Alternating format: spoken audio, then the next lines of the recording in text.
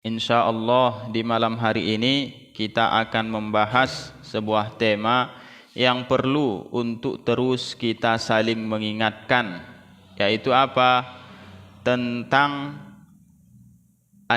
ajaran jangan mengumbar aib saudara kita. Jangan mengumbar aib saudara kita. Dalam sebuah hadisnya Nabi Muhammad sallallahu alaihi wasallam bersabda, "Man ra'a auratan fasataraha kana kaman ahya mau'udatan min qabriha." Rawahu al-Hakim. Dalam sebuah hadis sahih, Nabi bersabda, barang siapa man ra'a auratan, barang siapa yang melihat celah, yang melihat aib, yang melihat suatu yang tidak terpuji dari saudara muslimnya, baik itu sampai tingkat dosa atau tidak sampai tingkat dosa, baik dia aib tersebut berupa dosa atau bukan dosa, hal yang tidak terpuji misalkan. Apa kata beliau? Fasataroha, lalu dia menutupinya, dia tidak mengumbarnya kepada orang lain, orang lain. Apa yang dia dapatkan? Kata Nabi, kana kaman ahya mau'udatan min qabriha, dia mendapatkan pahala seperti seseorang yang menyelamatkan bayi yang ingin dibunuh hidup-hidup di zaman jahiliyah. Di zaman jahiliyah, di antara perilaku jahiliyah zaman dahulu, bahwa mereka banyak melakukan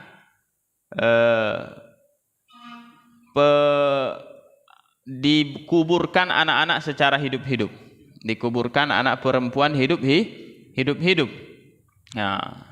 Dengan berbagai alasan. Sebagian menganggap alasannya bahwa anak perempuan katanya bisa membuat susah keluarga, apalagi karena zaman dahulu. Zaman dahulu masih zaman perang. Kalau suatu kelompok berperang dengan kelompok yang lain, yang pihak perempuan terkadang ditawan, dibawa ke tempat musuh dan seterusnya. Atau juga mereka menganggap perempuan kaum yang lemah, sehingga ketika yang lahir itu anak perempuan, sebagian mereka dengan teganya menguburkan anak ini hidup-hidup. Itulah disebutkan di dalam Al-Quran, wa idzal mau'udatu su'ilat. Kelak orang-orang itu akan mempertanggungjawabkannya. Wa idzal mau'udatu su'ilat. Ketika anak yang hidup-hidup itu ditanyakan kelak di akhirat. Bi ayyi dzambin qutilat. Apa dosamu sehingga kamu dibunuh? Dari sini juga dapat kita fahami, tak boleh menggugurkan bayi kalau usia kandungannya sudah 4 bulan atau lebih. Tak boleh menggugurkan bayi kalau usia kandungannya sudah 4 bulan atau lebih. Karena kalau sudah usia kandungan 4 bulan atau lebih, artinya sudah ditiupkan ruh. Anak yang di dalam perut itu sudah bernyawa. Menggugurkannya sama seperti membunuh orang dewasa. Dengan alasan apapun tidak boleh. Andaikan pun dokter mengatakan alasan kesehatan, katanya ini bisa membahayakan ibunya kalau dilahirkan, tetap tidak boleh. Tidak ada di sini yang lebih diutamakan, ibunya atau anaknya. Ini sama-sama dua makhluk yang bernyawa.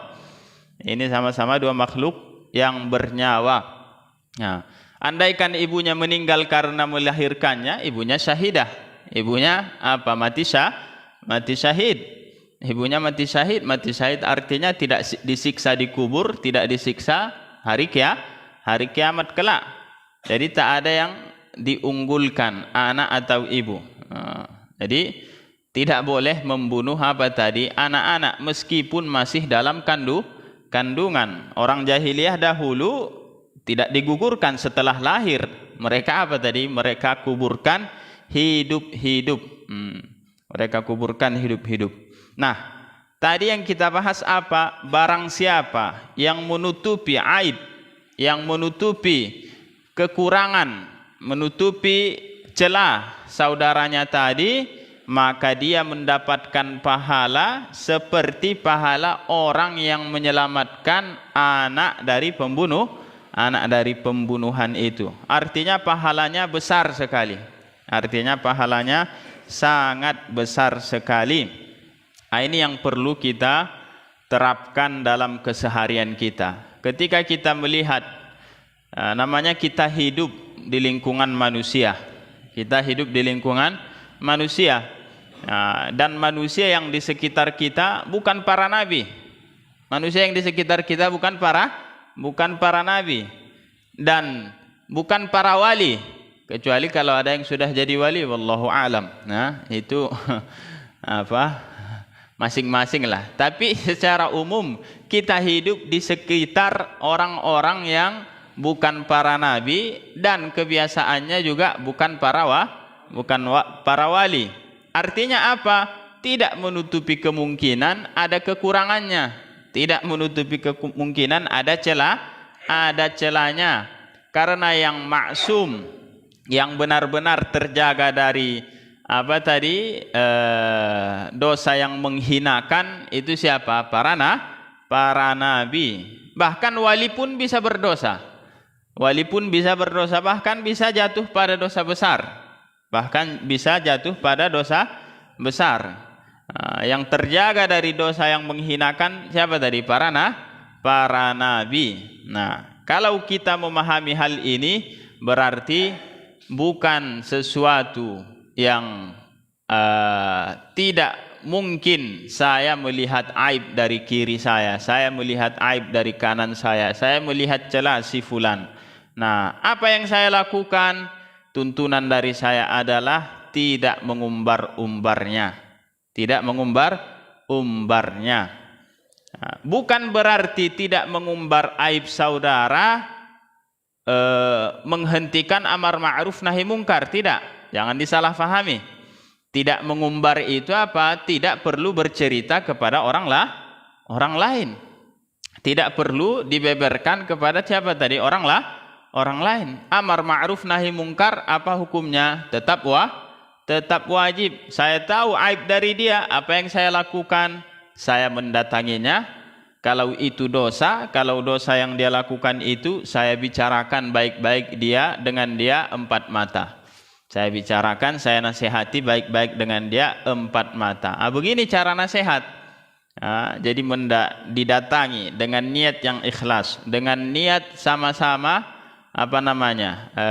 karena mencintai bagi dia kebaikan di akhirat. Saya mau dia selamat di akhirat, saya juga mau selamat diri saya di akhirat. Saya nasihati dia 4 mata. Terkadang orang ingin menasihati orang lain, mengatasnamakan nasihat, tapi nasihatnya keluar ketika orang ramai. Ketika mereka berdua tak ada keinginan untuk menasihati. Tapi ketika orang ramai, fulan, dia sebutkanlah aibnya di hadapan orang ramai. Itu bukan nasihat namanya. Itu ingin mempermalukan. Jadi kalau ingin nasihat tadi 4 mata. Jadi tidak mengumbar aib artinya kita tidak membeberkannya kepada orang lain. Kalau yang dia lakukan itu adalah sesuatu yang mungkar, sesuatu yang berupa dosa, kita nasihati. Tetap kita tegakkan amar ma'ruf nahi mungkar. Tetap kita tegakkan amar ma'ruf nahi mungkar. Nah, kecuali juga dan dosa yang kita atau aib yang kita sebutkan ini tadi, yang mestinya kita tutupi, tidak kita beberkan, aib atau celaan yang ada pada orang itu yang tidak merugikan orang lain. Kalau memang kekurangan atau celaan yang dia lakukan itu tidak merugikan orang lain, itulah tadi yang kita simpan, jangan kita beberkan kepada orang lain, dan kita nasihati dia baik-baik. Kalau kita tidak bisa menasihati dia, kita minta, baru di sini boleh meminta. Misalkan kita merasa tidak mampu menasihati dia, atau kita tahu kalau saya yang mengatakan kepada dia, dia tidak akan mendengarkan. Baru di sini kita beralih ke orang lain yang kira-kira mampu berbicara dengan orang ini. Tolong nasihati si fulan, tolong sampaikan kepadanya hal ini.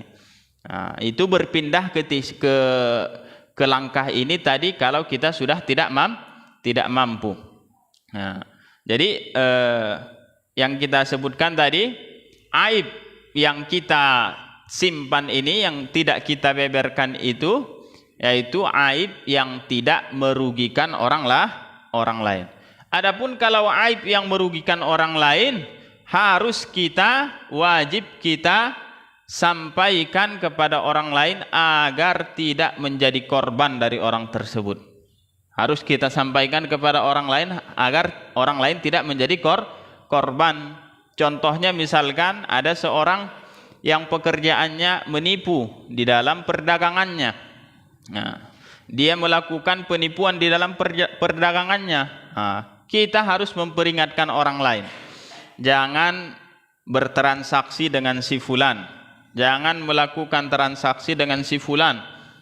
Demi apa? Bukan demi bukan semata-mata karena ingin menjatuhkan pamor si fulan, tidak. Agar menyelamatkan orang lain. Dan agar orang itu juga mau sadar. Atau misalkan ada orang yang tidak patut dijadikan teman, sementara kita lihat ada orang yang dekat dengan orang ini, tidak masalah, kita sebutkan tadi, jangan jadikan si fulan teman dekat. Nanti kamu dibuat rugi, nanti kamu dibuat sengsara. Ini tadi, kenapa? Karena celaan yang ada pada dia merugikan orang lain. Jadi yang disimpan tadi itu yang aib yang tidak merugikan orang lain. Kalau aib yang merugikan orang lain harus kita sampaikan. Kenapa? Karena kalau tidak kita sampaikan, orang lain akan menjadi korban. Contoh lainnya misalkan seperti dalam masalah pernikahan. Ada orang yang ingin menikah dengan seorang perempuan, maka orang yang diminta musyawarah tadi, bagaimana menurutmu kalau saya menikahi si fulanah, apakah cocok? Maka dia harus memberitahukan dengan amanah, cocok atau tidaknya. Kalau dia tahu si fulanah tidak cocok kepada si fulan, karena si fulanah kelakuannya begini begitu, memang tidak bagus, bukan dikarang-karang, memang fakta begitu, maka dia harus melarang. Jangan menikahi si fulanah, dia tidak cocok untukmu. Langkah pertama itu saja yang dikatakan, jangan menikahi dia, pilihlah yang lain. Tapi kalau orang itu merasa tidak cukup dengan alasan itu, memang kenapa? Baru di situ kita sampaikan di mana ketidakcocokannya dengan orang tersebut, di mana ketidakcocokannya. Tapi kalau seseorang itu sudah bertaubat, kalau orang itu sudah bertaubat, memang benar-benar dia bersungguh-sungguh bertaubat, tidak boleh kita ungkit-ungkit lagi kesalahannya di masa lalu. Tidak boleh kita ungkit-ungkit lagi kesalahannya di masa lalu. Mau seperti apapun kesalahannya di masa lalu, kalau dia sudah benar-benar bertaubat, maka haram mengungkit-ungkit kesalahannya lagi. Diceritakan di masa Sayyiduna Umar, di masa Umar menjadi khalifah, ada seorang laki-laki yang memiliki putri. Putrinya ini kelakuannya nakal, yaitu sampai melakukan zina dan seterusnya. Belakangan putrinya ini bertaubat. Keadaannya membaik, dan dia bertaubat dengan sungguh-sungguh. Lalu apa yang terjadi? Datanglah orang yang melamar perempuan ini. Ketika orang yang datang melamar ini bertemu dengan ayahnya. Ayahnya ini merasa perlu menyampaikan informasi tentang putrinya yang dulu dia anaknya nakal sampai melakukan zina dan seterusnya. Maksud dia supaya dia tidak jatuhnya menipu. Menurut dia jatuhnya supaya tidak menipu. Setelah berita itu sampai ke Sayyidina Umar, apa dia katakan kepada ayahnya ini? Kalau kamu ulangi lagi, yaitu tadi dengan membeberkan aib putrimu itu, la aj'alannaka nakalan, saya akan menjadikanmu pelajaran yasma'u biha ahlul amsar, yang akan didengar oleh orang di berbagai penjuru negeri. Artinya saya akan memberikanmu hukuman agar menjadi pelajaran bagi orang di berbagai penjuru negeri, kata beliau. Artinya apa? Kalau orang itu sudah taubat, tidak boleh lagi kita ungkit-ungkit kesalahannya. Kalau dia benar-benar sudah taubat, tidak boleh lagi diungkit-ungkit kesalahannya. Nah, baik dalam urusan seperti yang kita katakan itu tadi, urusan menikah atau urusan yang lain. Nah, dan itu tidak jatuhnya menipu. Dan itu tidak jatuhnya apa tadi? Menipu. Kenapa? Karena ini mau menikah. Tidak ada dia mensyaratkan harus menikah dengan gadis. Kecuali kalau dia meminta, saya mau menikahi yang masih seorang apa? Gadis. Kalau dia tidak mengatakan saya mau menikah dengan seorang gadis, tidak ada mensyaratkan seperti itu, hanya mengatakan saya ingin menikahi si fulana, ya silahkan saja kalau cocok. Nah, jadi itu tadi. Jadi tidak mengumbar aib. Sudah kita jelaskan tadi, aib yang tidak merugikan orang lain. Kalau aib itu merugikan orang lain, maka harus diberi peringatan kepada orang lain. Dan aib yang tidak diumbar itu, yang tidak merugikan orang lain, bukan berarti kita katakan tadi tidak beramar ma'ruf nahi mungkar. Amar ma'ruf nahi mungkar harus tetap jalan. Amar ma'ruf nahi mungkar harus tetap jalan. Kita tidak tidak diperbolehkan kita semua diam melihat kemungkaran. Kemungkaran yang terjadi di depan mata kita, kalau kita sanggup, kita hentikan. Kalau kita tidak sanggup, kita ajak orang lain yang kira-kira bisa menghentikannya. Kalau amar ma'ruf nahi mungkar ditinggalkan, itulah yang menyebabkan kita semakin mundur dan semakin mendapatkan berbagai macam musibah. Semakin mendapatkan berbagai macam apa tadi? Musibah. Dalam sebuah hadisnya Nabi mengatakan, innan nasa idza ra'aul munkara awsaka ay ya'ummahumullahu bi'iqabih. Sesungguhnya manusia ketika mereka melihat kemungkaran, idza ra'aul munkar falam yughayyiruh, dan mereka tidak merubahnya, dan mereka tidak berusaha menghentikannya, ausaka an ya'ummahumullahu bi'iqabih, maka sudah dekat waktu mereka mendapatkan musibah yang merata. Kalau musibah meninggalkan amar ma'ruf itu, kalau semuanya sudah tidak ada yang melakukan, maka musibahnya nanti merata. Apa artinya merata? Baik yang penjahatnya atau yang bukan penjahatnya, semuanya kena. Semuanya apa tadi?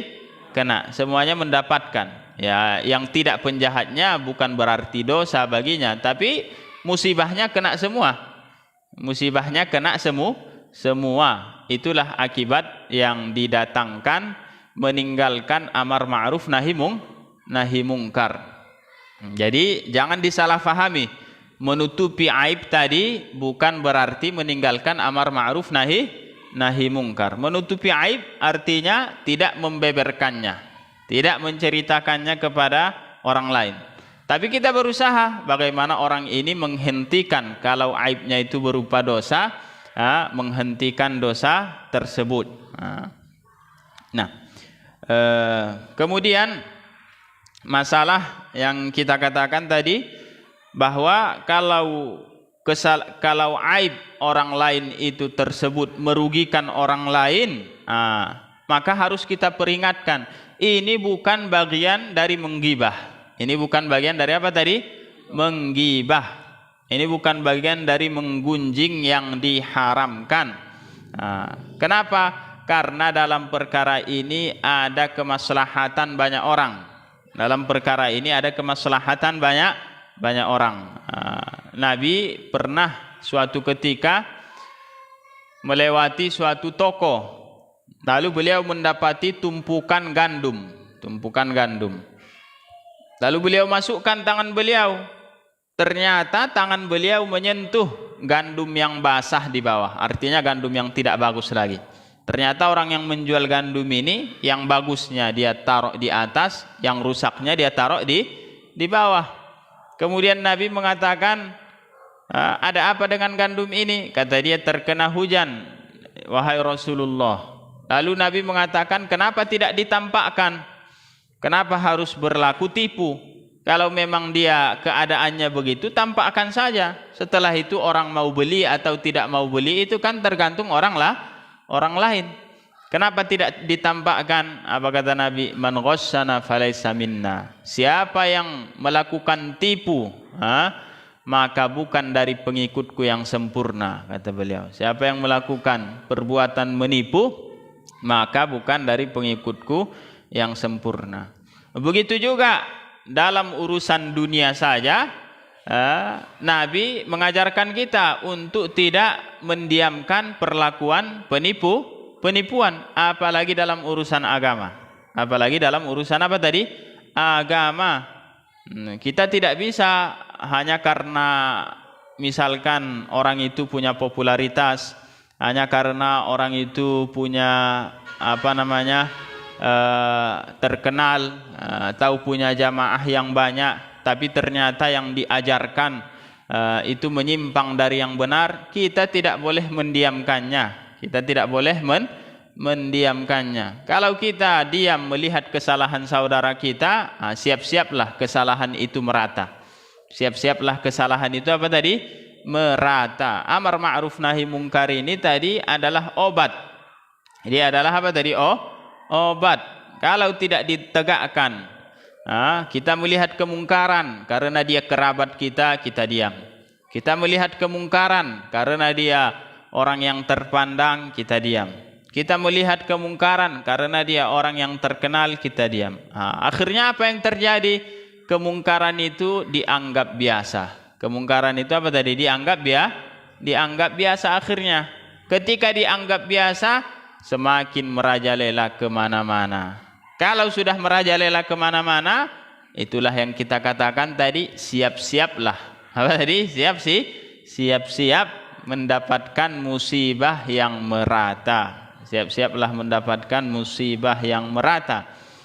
Jadi jangan sampai terulang apa yang dilakukan oleh Banu Israel zaman dahulu.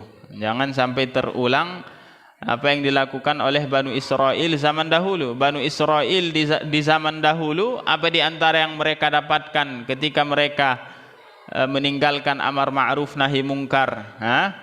Dirubah menjadi monyet. Dirubah apa tadi? Menjadi monyet. Apa salah satu alasan mereka meninggalkan amar ma'ruf nahi mungkar dahulu? Dahulu di kalangan Banu Israel, orang yang berzina hukumnya itu apa? Hukumnya itu dirajam. Hukumnya itu dirajam. Tapi ketika yang melakukan itu orang terpandang di kalangan mereka, seseorang yang sangat dipandang, mereka pun bermusyawarah. Sudahlah, jangan kita rajam. Cukup kita olesi mukanya dengan arang, kita buat hitam mukanya, kemudian kita giring. Mereka rubah aturan Allah Subhanahu wa ta'ala. Mereka rubah aturan Allah Subhanahu wa ta'ala. Dari situlah semakin menjadi kemana-mana, sehingga nama mereka sering disebutkan di dalam Al-Quran untuk jadi pembelajaran bagi orang lain agar tidak jatuh pada perbuatan yang dilakukan oleh kalangan Banu Israel.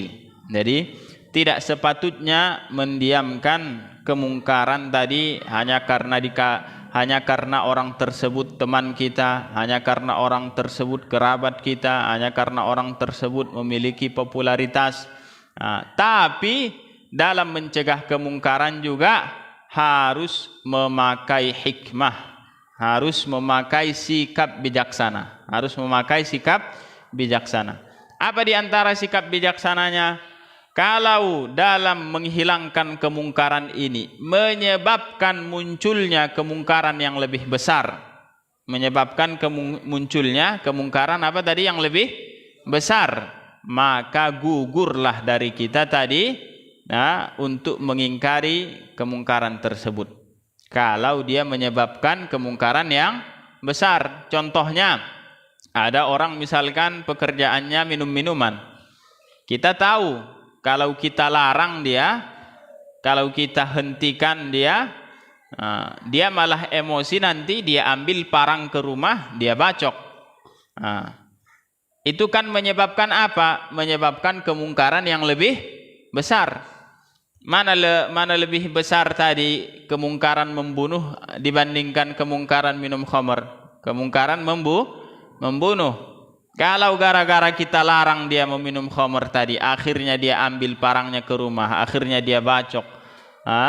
Orang yang melarangnya ini, apa yang terjadi?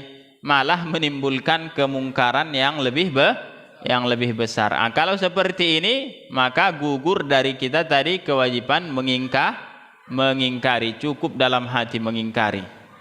Itu diantara yang perlu diperhatikan. Jadi dalam mengingkari yang mungkar tadi, jangan sampai mengantarkan pada kemungkaran yang lebih besar. Apalagi misalkan gunakan kata-kata yang baik. Yang kita harapkan dengan kata-kata baik ini tadi, dia lebih menerima. Dan ini tergantung orangnya bagaimana. Kalau memang orang ini bisa didekati dengan kata-kata yang lembut, yang baik, itu yang kita gunakan. Jangan kita menggunakan kata-kata yang membuat dia malah menjauh, atau malah semakin tidak ingin dekat dengan orang-orang yang mengajak pada kebaikan. Tapi bukan berarti juga ini dalam semua keadaan. Tidak selalu harus kata-kata yang lembut dalam semua keadaan. Terkadang misalkan dalam keadaan tertentu, kalau orang itu misalkan berhentinya dengan kata-kata yang tegas, maka harus kita lakukan tegas. Kalau dia misalkan seorang pemabuk dan mabuknya terang-terangan, dan mabuknya terang-terangan, bukan sembunyi-sembunyi, maka kita panggil dia pemabuk. Untuk apa tadi? Mana tahu dia malu, malu sehingga dia tinggalkan perbuatan tersebut. Itu juga bukan termasuk mengucapkan kata-kata ghibah atau kata-kata yang diharamkan. Jadi itu melihat kondisi tadi, Nah, kembali ke permasalahan kita di awal tadi. Dari pelajaran yang kita sampaikan ini, kita dapat memahami betapa indahnya ajaran agama Islam. Sehingga dibahas sampai masalah sosialisasi yang benar-benar sesuai seperti apa, sampai masalah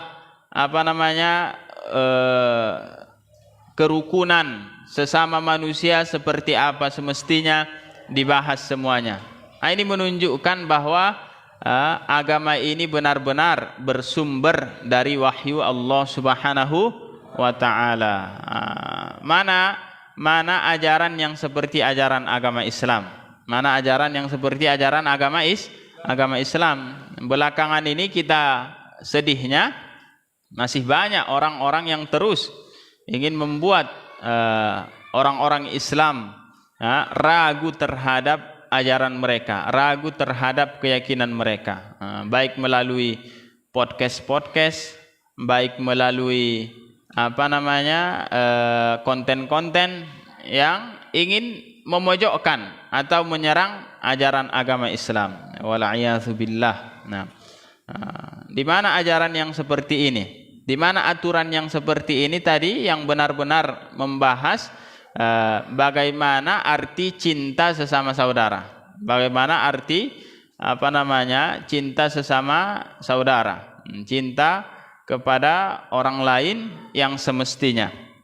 Nah, kemudian dalam memperlakukan saudara kita tadi, yaitu kita tidak mengumbar aibnya kemana-mana, dan juga kita katakan tadi artinya juga tidak meninggalkan untuk menasehatinya, tidak meninggalkan untuk mengarahkannya pada perbuatan yang baik. Jadi aib yang tidak boleh diumbar itu tadi kita katakan baik yang berupa maksiat atau yang tidak sampai pada maksiat. Contohnya misalkan ada orang yang suka tidur. Ada orang yang suka apa tadi? Suka tidur. Ya, secara hukumnya bukan dosa. Tapi kan aib. Tapi apa tadi? Aib begitu. Tidak boleh kita katakan si fulan itu tukang tidur. Si fulan itu apa tadi? Tukang tidur. Itu masuk dalam kategori yang kita sebutkan ini tadi apa? Mengumbar aib, dan masuk juga jatuhnya apa? Ghibah. Atau ada misalkan kenalan kita yang ternyata dia di rumah tangganya itu istrinya lebih berperan. Istrinya lebih apa tadi? Berperan. Dia kan tidak mau hal ini misalkan kita beberkan apa? Keluar. Tidak boleh bagi kita mengatakan si fulan itu apa istilahnya itu? Ya. Jadi si fulan misalkan itu suami-suami takut istri misalkan. Itu tidak boleh meskipun bukan sampai dosa. Meskipun bukan sampai dosa. Jadi setiap yang dianggap aib tadi, baik yang dosa atau tidak dosa, kalau kita tutupi dari saudara kita, apa tadi pahalanya? Seperti menyelamatkan seorang anak dari dikubur hidup. Betapa besar pahala tersebut. Artinya setiap hari kita mampu menghasilkan pahala yang luar biasa dengan catatan kalau tidak lupa niat. Dengan catatan kalau tidak lupa niat. Ini yang penting.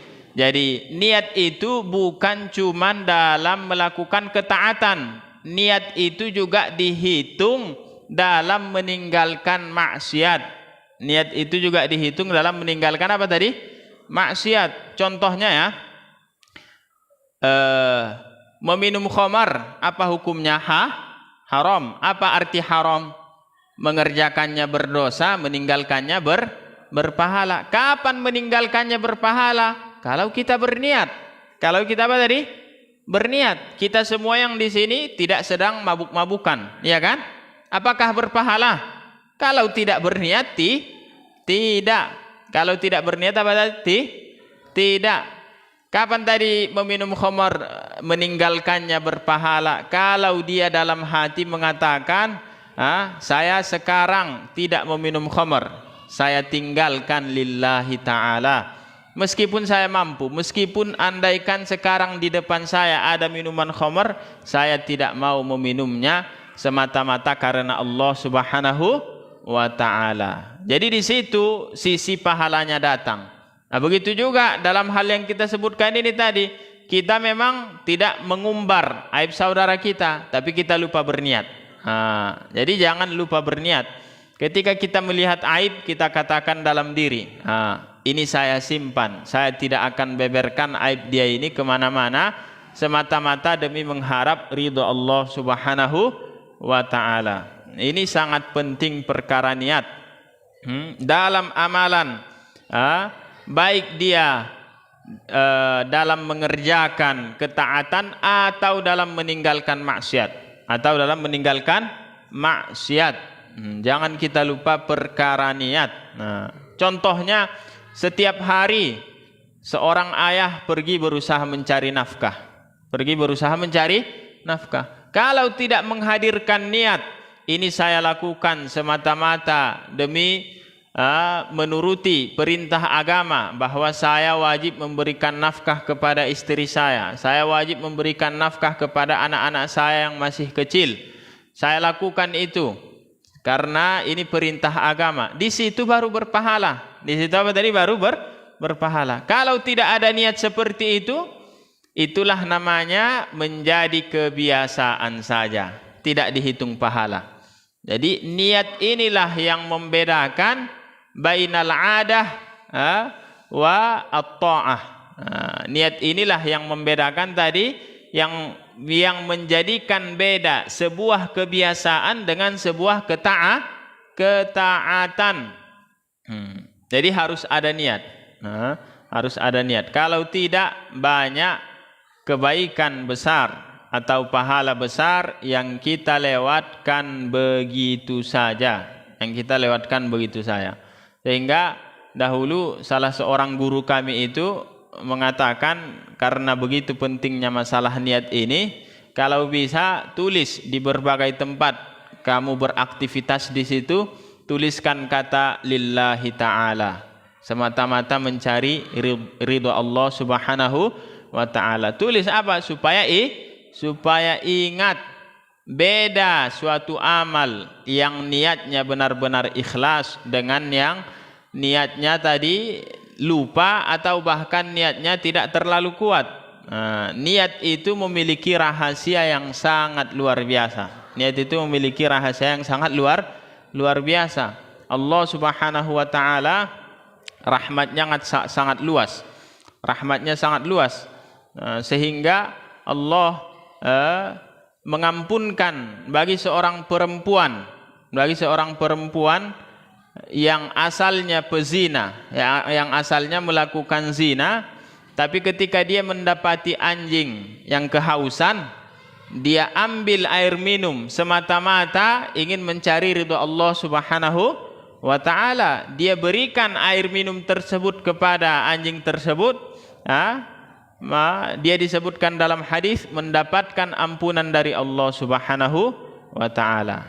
Betapa pentingnya masalah apa tadi? Masalah niat. Dan Nabi dalam hadisnya mengatakan, ittaqun nar walau bisyiqqi tamrah. Jagalah diri kalian dari api neraka meskipun hanya dengan menyedekahkan separuh buah kurma. Betapa kecil separuh buah kurma. Bukan satu biji dibelah dua, separuhnya. Tapi kalau orang menyedekahkannya dengan niat yang ikhlas, bisa saja itu mengampunkan seluruh dosa-dosanya. Apalagi kalau orang bersedekah lebih dari itu. Tapi apa tadi salah satu kuncinya? Niat yang benar-benar tulus, hadir niat. Kalau kita melakukan suatu kebaikan tidak menghadirkan niat, maka tidak dihitung sebagai pahala.